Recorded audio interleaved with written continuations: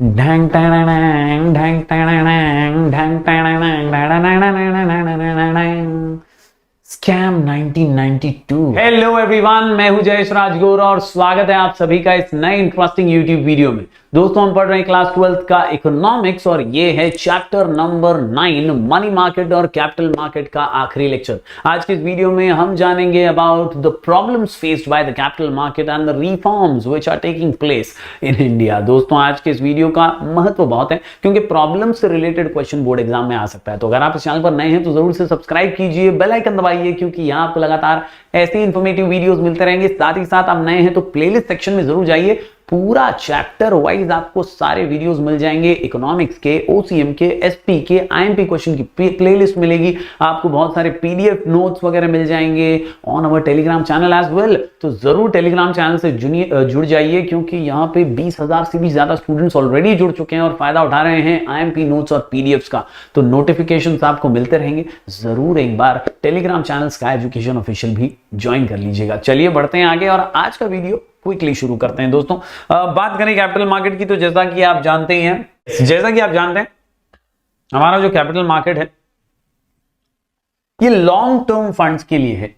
Long term funds, money market जो है ये शॉर्ट टर्म फंड्स के लिए था, capital market long term funds के लिए है। यहां पर इन्वेस्टर्स की जो सेविंग्स है उसे मोबिलाइज किया जाता है और बोरोवर्स तक पहुंचाया जाता है ताकि वो लॉन्ग टर्म के लिए अपना कामकाज जो है अच्छे से चला पाए। याद रखिए, both equity and debt raised within and outside the country are managed in the capital market. It is also an important constituent of the financial system. मतलब हमारी अर्थव्यवस्था का एक अभिन्न अंग है कैपिटल मार्केट। कैपिटल मार्केट एक ऐसा पैसे का कुआं है ना जो पूरे देश की प्यास बुझा सकता है। जबरदस्त सा ये capital market. Development of an effective capital market is necessary for the growth of the country, यानी इकोनॉमी का ग्रोथ जो है वो इस मार्केट के इफेक्टिव डेवलपमेंट से ही होता है।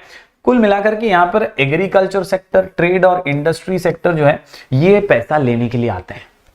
इनको सबसे ज्यादा जरूरत होती है, एग्रीकल्चरल सेक्टर को और इंडस्ट्री और ट्रेड सेक्टर को बहुत ज्यादा लॉन्ग टर्म फंड्स की जरूरत होती है। और इनको पैसे मिलते कहां से? तो इनको पैसे मिलते हैं इंडिविजुअल सेवर्स के, कॉर्पोरेट सेविंग से पैसे मिलते हैं, बैंकों से मिलते हैं, इंश्योरेंस कंपनीज से मिलते हैं, या कई ऐसी संस्थाएं होती हैं, स्पेशलाइज्ड फाइनेंस इंस्टीट्यूशंस, जो इन्हें सप्लाई करती हैं लॉन्ग टर्म फंड्स। तो कुल मिलाकर के मैं आपको बता दूं कि एग्रीकल्चर सेक्टर और इंडस्ट्री और ट्रेड का सेक्टर जो है ना वो पैसे मांगता है, उसको जरूरत है, डिमांड करता है वो, और उसको सप्लाई करते हैं कैपिटल मार्केट में ये लोग जो इंडिविजुअल सेवर्स हैं, कॉर्पोरेट जो सेविंग्स हैं, बैंक्स हैं, इंश्योरेंस कंपनीज हैं, ये पैसे सप्लाई करने का काम करती हैं। तो कुल मिलाकर के कैपिटल मार्केट का ये मैंने आपको ब्रीफ दिया है। अब चलिए आज के क्वेश्चन की ओर बढ़ते हैं। आज का क्वेश्चन है हमारा about the problems faced by the capital market. पिछले वीडियो में हमने कैपिटल मार्केट का रोल क्या है वो समझा था, आज जरा प्रॉब्लम समझ लेते हैं। तो सबसे पहला प्रॉब्लम तो यही है, फाइनेंशियल स्कैम्स। जी हाँ, ढैंग टैंग ढैंग टैंग ढैंग टैंग स्कैम 1992। हर्षद मेहता वाले स्कैम तो आपने देखे ही होंगे वेब सीरीज के माध्यम से।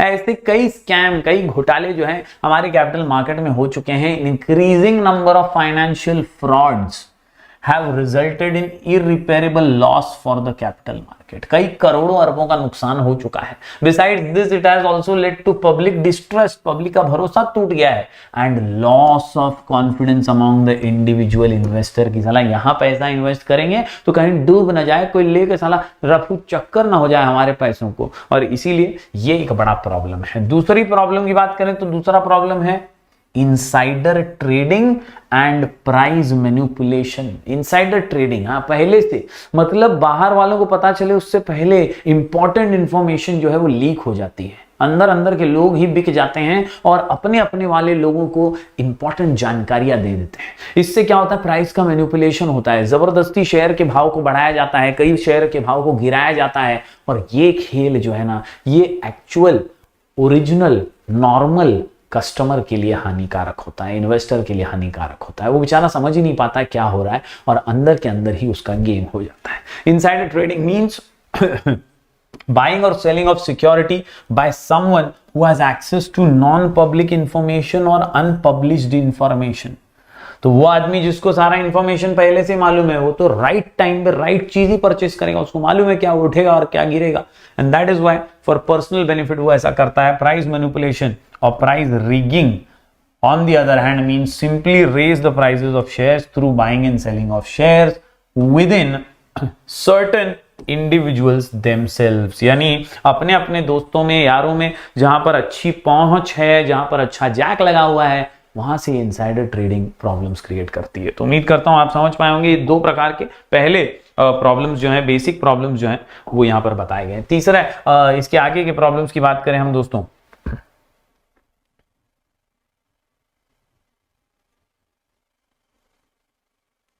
अगले प्रॉब्लम की यहां बात करें दोस्तों तो अगला प्रॉब्लम है decline in the volume of trade. Decline in the volume of trade. और यहां पर दोस्तों जो हमारे स्टॉक एक्सचेंजेस हैं, रीजनल स्टॉक एक्सचेंज, इन्होंने एक शार्प डिक्लाइन देखा है।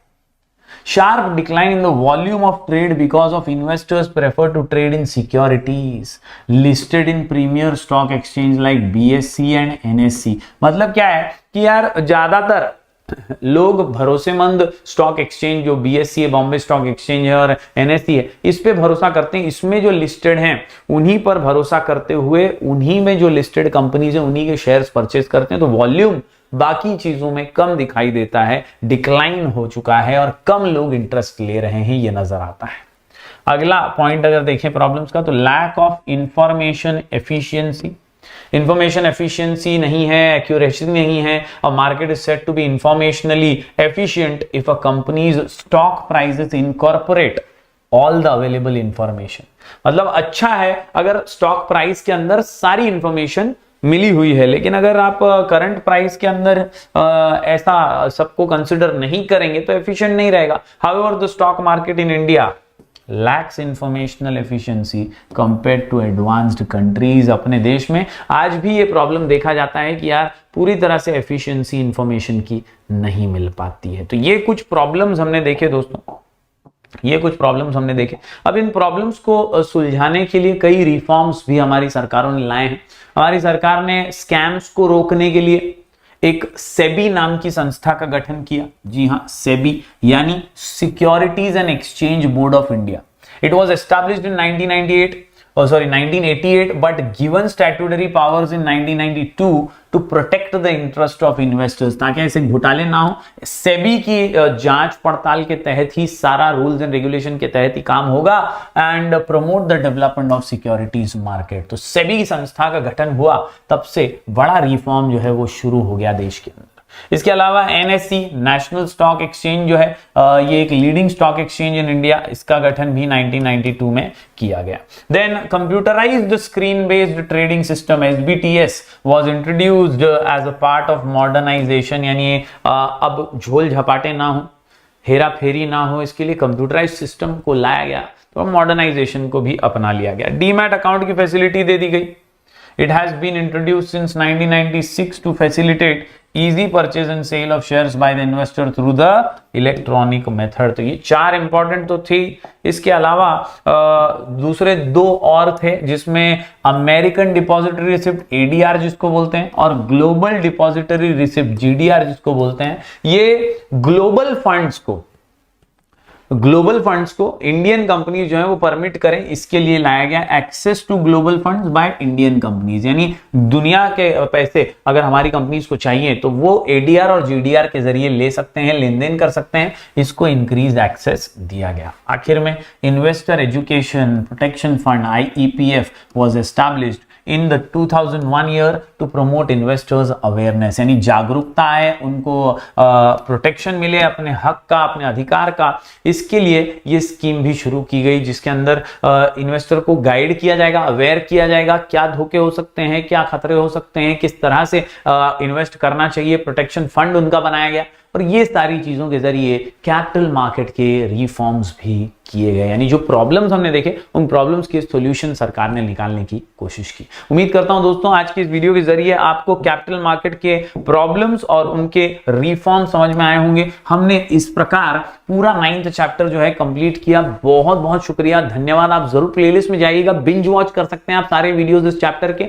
साथ ही साथ आपको 12th इकोनॉमिक्स 12th ओसीएम की पूरी इस साल की नई प्लेलिस्ट भी भी मिल जाएगी, आप वहां से भी अपनी पढ़ाई को जारी रख सकते हैं। हम ऐसे ही वीडियोस लगातार आपके लिए लेकर आते रहने वाले हैं। नए लाइव सेशंस रिवीजन के भी जल्दी शुरू होने वाले हैं, तो अपने चैनल को दोस्तों तक पहुंचाइए और प्यार बरकरार रखिए। मिलेंगे फिर एक बार कुछ और नए वीडियोस के साथ, तब तक के लिए do like, share and subscribe.